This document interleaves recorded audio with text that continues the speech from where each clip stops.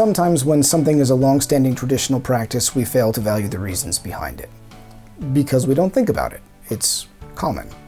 But in our present situation, where this is now no longer a common practice, it's interesting to watch the theology develop and catch up, and in some ways articulate anew the reasons why people found this valuable. I'm interested that a lot of young people are taking this up and find a value in it. It could be a real occasion for giving evangelical witness to this practice that is biblical. I think when people study the theological significance of the veil, they realize what a tremendous privilege it is to be a woman, because the entire context of the veil in Scripture is in the context of the Eucharistic celebration. And during that celebration, all sacred things are veiled. The chalice is veiled. In between Mass, the Eucharist is also veiled. And women are veiled because we're so sacred to God. We're a sacred vessel just like they are. And God can touch us in a way that He can't touch a man, because we can have a child. And the veil signifies all of those things.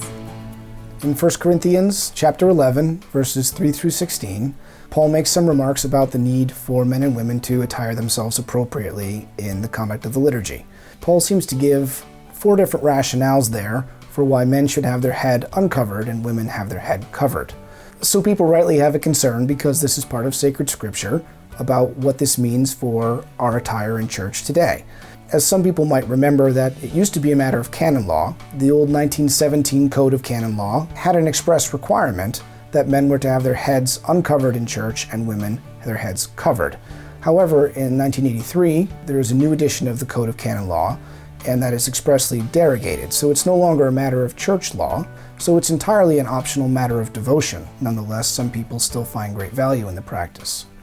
I remember seeing an older woman wearing a mantilla, and normally I wouldn't have thought anything of it, except for the fact that her daughters were also wearing the mantilla.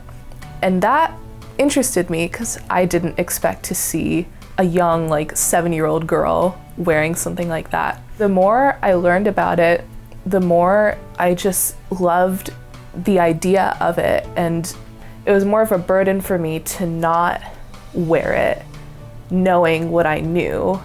So I was nervous, but I'm not doing this because of other people. I'm doing it because I want to honor God in this way. I started wearing the veil because I was really drawn to the sacred tradition of it, but I kept wearing the veil because as soon as I put it on and walked into a church, it's like my focus immediately centered on the Eucharist. It was a lot easier to participate in the Mass as a sacrifice and for it all to seem much more real.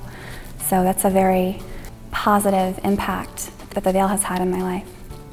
I think younger women today are also really longing for beauty and tradition and mystery and all the things that are lacking in our culture. And when you wear the veil, in a very beautiful way, you are an icon of Christ's church. You are representing the bride of Christ. And if you're a symbol at all, it's a very positive one, so don't be afraid of that.